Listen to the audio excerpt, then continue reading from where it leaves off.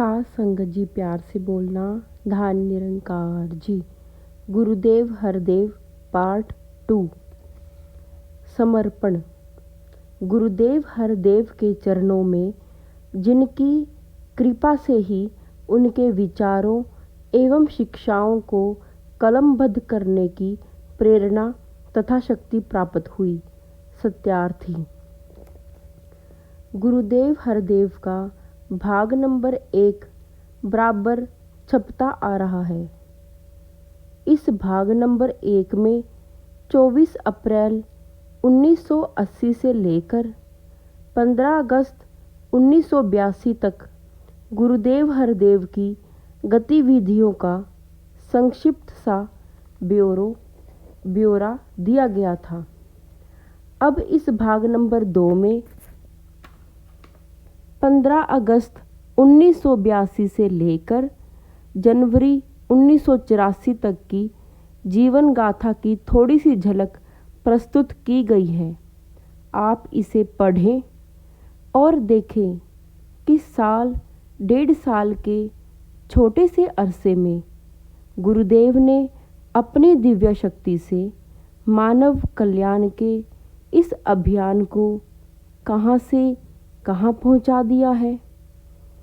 इसे पढ़ने पर यह भी पता चलेगा कि हम और आपको किस डगर पर चलना है, जिससे हम भी मानव कल्याण के अभियान में अपना योगदान दे सकें और परम अस्तित्व के आशीर्वादों के पात्र बन सकें। 15 अगस्त 1982 को मुक्ति पर्व का आयोजन बड़ी सफलता से संपन्न हुआ। सतगुरुदेव के चरण स्पर्श करके महात्मा महापुरुष अपने अपने घरों को लौटने लगे। कुछ महात्मा जो उस दिन यही निरंकारी भवन पर रुक गए थे, उनमें से 2-4 महात्माओं को गुरुदेव से बातचीत करने का अवसर उसी रात को मिल गया।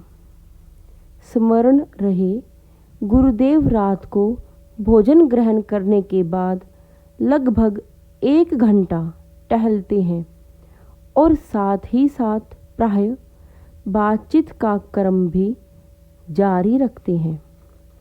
अतः उन 2-4 महात्माओं में से एक महात्मा ने झिझकते झिझकते कहना शुरू किया।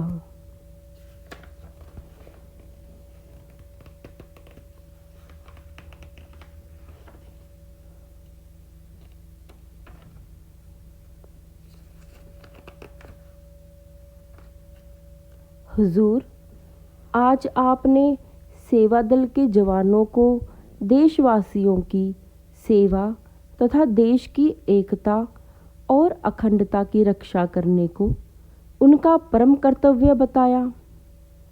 दास पूछना चाहता है कि इसका आध्यात्मिकता के साथ क्या संबंध है। गुरुदेव ने बड़े ही सरल और सहज भाव में फरमाया, केवल संत महापुरुष ही देश की एकता और अखंडता की रक्षा तथा देशवासियों की सेवा करने में समर्थ हैं। दूसरे लोग तो निष्काम निष्कपट भाव से ऐसा कर्म कर ही नहीं पाते। उस महात्मा ने बड़े ही सहमे स्वर में गुरुदेव के थोड़ा नज़दीक होकर निवेदन किया, हुजूर, संत तो सारे संसार को अपना परिवार मानते हैं। जो लोग देशवासियों की एकता और अखंडता की रक्षा करेंगे और उनकी सेवा करेंगे, तो निश्चित है दूसरे देश को पराया मानकर वहाँ के रहने वालों के प्रति अपने मन में वैर द्वेष का भाव अवश्य रखेंगे। हुजूर, ऐसा करने से वे संत की श्रेणी में कैसे आ पाएंगे। गुरुदेव हरदेव ने झट से उत्तर देते हुए फरमाया, अपने देश की सेवा का या इसकी अखंडता और एकता की रक्षा करने का अर्थ यह कदापि नहीं कि वे दूसरे देश के साथ लड़ते झगड़ते फिरें, वहाँ के नागरिकों के प्रति वैर भाव रखें। गुरुदेव ने थोड़ा रुक कर कहा, सच बात तो यह है कि जो अपने देशवासियों की सेवा करेगा अथवा देश की रक्षा करेगा, उसके हृदय में दूसरों की सेवा और एकता अखंडता की रक्षा का भाव खुद ब खुद ही जन्म लेने लगेगा। इस बात को गुरुदेव ने एक उदाहरण द्वारा समझाते हुए फरमाया, यदि किसी व्यक्ति को अपने माता पिता की सेवा करने के लिए अथवा उनकी देखभाल करने के लिए कहा जाए तो इसका अर्थ कोई ऐसा नहीं लगाता कि वह दूसरे के माता पिता से लड़ता फिरे या उनकी रक्षा करने के लिए उनकी संतान को रोकता फिरे या टोकता फिरे। ठीक इसी तरह आप इस बात को समझने की कोशिश करें कि देश हमारी मातृभूमि है और इसमें रहने वाले सभी देशवासी हमारे बहन भाई हैं। उनकी सेवा करना, उनकी देखभाल करना हमारा अनिवार्य कर्तव्य है। आज मैंने यही बात आप लोगों से कही है। आपने सदा अपने देश की एकता और अखंडता की रक्षा के लिए तत्पर रहना है और समस्त देशवासियों की सेवा करना अपना परम कर्तव्य मानना है। वैसे भी आप जरा सोच कर देखें कि जो लोग अपने माता पिता की सेवा और देखभाल नहीं कर सकते, उनसे समाज की सेवा एवं देखभाल की उम्मीद कैसे की जा सकती है? और जो लोग अपने समाज की सेवा और देखभाल नहीं कर सकते, उनसे देश की सेवा और देश की एकता और अखंडता की रक्षा की कैसे उम्मीद कर सकते हैं? ठीक इसी तरह जो देश के प्रति वफादार नहीं हो सकते, देश की सेवा नहीं कर सकते और देश की एकता और अखंडता के लिए कुछ त्याग नहीं कर सकते, उनसे विश्व भर की अर्थात मानव मात्र की सेवा और उनके हितों की रक्षा की आशा कैसे की जा सकती है? शायद गुरुदेव अभी कुछ और कहते, परंतु शर्मा जी, जेडी शर्मा बीच में ही बोल पड़े, हजूर, कुछ पुरातन महापुरुषों का कथन है कि जो कोढ़ी पर दया खाकर उसकी सेवा करता है, उसे एक दिन कोढ़ी बनकर उस सेवा का फल प्राप्त होता है, या जो भीख मंगों की झोली में कुछ डालता है, उसे एक दिन भीख मंगा बनकर उस कर्म का फल भोगना पड़ता है।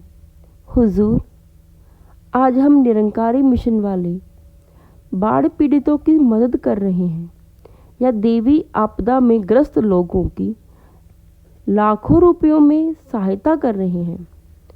क्या हम सबको एक दिन इस उपकार का बदला इसी तरह ही चुकाना पड़ेगा? गुरुदेव काफ़ी देर तक खामोश रहने के बाद गंभीर मुद्रा एवं संजीदता लहजे में फरमाने लगे, लोग महात्माओं के कथनों को ठीक तरह ना समझ पाने के कारण उनके अर्थों का अनर्थ कर बैठते हैं और जाने अनजाने अनेक भ्रांतियों को जन्म दे बैठते हैं। महापुरुषों के इस कथन के साथ भी यही हुआ है। गुरुदेव एक अक्षण के लिए हम सब पर निगाह टिकाते हुए फरमाने लगे, महापुरुषों के इस कथन का केवल इतना सा अर्थ है कि जो कोई भी किसी कर्म के फल की वासना रखकर उसे करता है तो अवश्य उसे वासना का फल भोगना पड़ता है। भले ही वह कर्म अच्छा हो या बुरा हो। ज्ञानी जन जानते हैं कि यदि कोई कर्म ईश्वर को अर्पित करके किया जाता है और साथ ही किसी उपकार की भावना से नहीं, बल्कि अपना कर्तव्य समझकर प्रेम पूर्वक किया जाता है, तो चूंकि उस कर्म में फल की वासना होती ही नहीं, तो फल भोगने का प्रश्न कैसे उठ सकता है। शर्मा जी, इसी तरह हमारा मिशन जो ऐसे कार्यों को प्रधानता दे रहा है, उसके पीछे ऐसी कोई कामना नहीं जिसमें किसी यश कीर्ति अथवा किसी और लाभ की वासना निहित हो। इसलिए ऐसे कल्याण के कार्य हमें बांधने का कारण नहीं बन सकते। यह कहते कहते गुरुदेव अपने विश्राम कक्ष की ओर बढ़ गए और वे महात्मा भी अपने साथियों सहित अपने अपने कमरों में चले गए। दास भी सोच में डूबा हुआ अपने घर जा पहुंचा। जैसे ही दास ने तकिए पर सिर रखा तो अनायास ही छत की ओर देखने लगा। दास के मन में अभी भी रह रहकर एक विचार बार बार उघड़ कर सामने आ रहा था कि जो कुछ गुरुदेव ने कहा है ठीक है। वह शायद आदर्श की कोटि में तो आता हो, पर यथार्थ की भूमि पर टिकता हुआ दिखाई नहीं देता। अभी कुछ अक्षण ही बीते थे कि बाबा जी की आकृति मन की आंखों के सामने घूमती प्रतीत होने लगी और स्पष्ट सुनाई देने लगा कि गुरुदेव फरमा रहे हैं, मैं तो पहले ही बता चुका हूँ कि संतों के मनों में अपने प्राय का भेद नहीं होता है।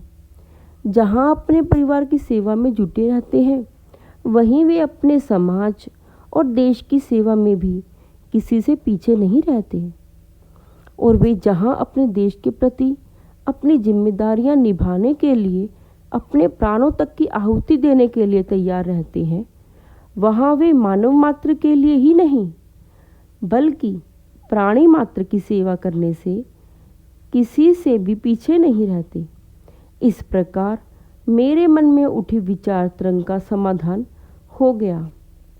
2-4 दिनों के पश्चात गुरुदेव को जैसे ही थोड़ी सी फुर्सत मिली तो दास ने निवेदन किया, हुजूर, शकूर बस्ती एवं पंजाबी बाग के 2-4 महात्माओं को आपने आश्वासन दिया था कि जब आपके पास कुछ फुर्सत का समय होगा तो आप उनके घरों में चरण डालने की बख्शिश करेंगे। आपका हुक्म हो तो उन महात्माओं को दिन और समय सूचित कर दें ताकि वे आपकी खुली रहमत प्राप्त कर सकें। गुरुदेव ने कोई उत्तर नहीं दिया।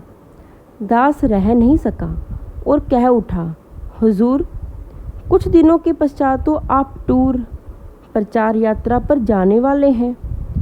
2-4 घर हैं, चरण डालकर उधर से उन्हें निश्चिंत कर दें। उनकी मांग काफ़ी लंबे अरसे से चली आ रही है। इस पर गुरुदेव एकदम फरमाने लगे, आपको लगता है कि 2-4 घर हैं, पर मुझे ऐसे लग रहा है कि जब हम उस एरिया में जाएंगे तो वहाँ के रहने वाले अनेक महापुरुष ऐन मौके पर चाहेंगे कि उनके घर में भी चरण डाले जाएं। इस तरह वहाँ पर पूरा दिन लग जाएगा। और दास ने नतमस्तक होते हुए निवेदन किया, हुजूर, आप जो ठीक समझे वैसा ही आदेश दें। गुरुदेव फरमाने लगे, ठीक है, कोई दिन निश्चित कर ले और उन्हें वक्त पर उसकी सूचना दे दें। आदेशानुसार दास उस काम में लग गया और गुरुदेव हर रोज की भांति मिशन के कार्यों का निरीक्षण करने के लिए मंडल के ऑफिस की ओर बढ़ गए। 4 दिन बाद निश्चित तिथि और समयानुसार चरण डालने के लिए गुरुदेव शकूर बस्ती रानीबाग के एरिया में पहुंच गए। हुआ वही जिसकी संभावना गुरुदेव ने उस दिन ही व्यक्त कर दी थी जिस दिन इस कार्यक्रम का निर्णय लिया जा रहा था। देखते ही देखते चरण डलवाने वालों की गिनती बढ़ने लगी। परिणामतः 3 बजे तक यह कार्यक्रम चलता रहा। जिस घर में भी गुरुदेव पधारे, घर वाले खुशियों से भरकर नाच उठे। हाँ, 2-4 परिवार पारिवारिक, सामाजिक या शारीरिक समस्याओं के निवारण के लिए भी अनुनय विनय करते देखे और सुने गए। रोगियों को कहते हुए सुना गया, बाबा जी, दुनिया में आपसे बड़ा और कौन डॉक्टर है? हम तो दुनिया के डॉक्टरों से थक हार कर आपके पास पहुँचे हैं। जो पैसे हम दवाइयों और डॉक्टरों की फीस पर खर्च कर रहे हैं, रहमत करो, यह माया वहाँ खर्च ना होकर सेवा में लगे। सासंगत जी, धान निरंकार।